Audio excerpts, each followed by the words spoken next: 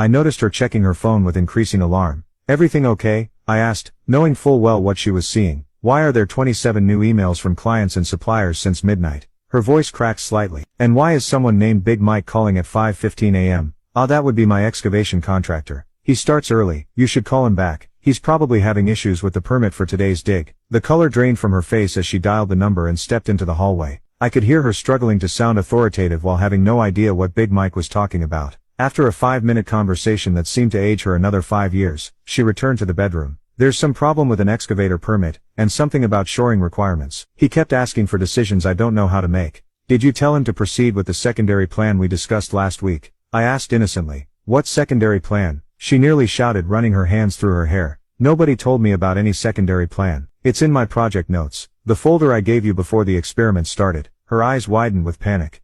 There were over 100 pages in that folder. "Yes," I nodded. "That's this week's projects. I read and memorized those details every weekend, so I'm prepared for exactly these situations." She looked at me with new eyes, not just frustration, but the dawning realization that my job wasn't just showing up and giving orders. It was constant preparation, anticipation, and knowledge that couldn't be faked or improvised. After she left, rushing out without breakfast to handle Big Mike's crisis, I once again took my time getting started with her responsibilities. By 10 a.m., I had cleaned the entire house, prepared a slow cooker meal for dinner, and even reorganized the linen closet she'd been complaining about for months. With plenty of time to spare, I decided to tackle a few projects she'd put on the long-term to-do list, things she claimed we never had time for. By noon I had repainted the guest bathroom, fixed the leaky faucet in the kitchen, and organized the scattered family photos into albums. Around 1 p.m., my phone erupted with her panicked voice. "There's an emergency at the Richardson project. The inspector failed the foundation because of some issue with the rebar spacing. The concrete trucks are already here. The crew is standing around doing nothing, and everyone's looking at me for answers." I could hear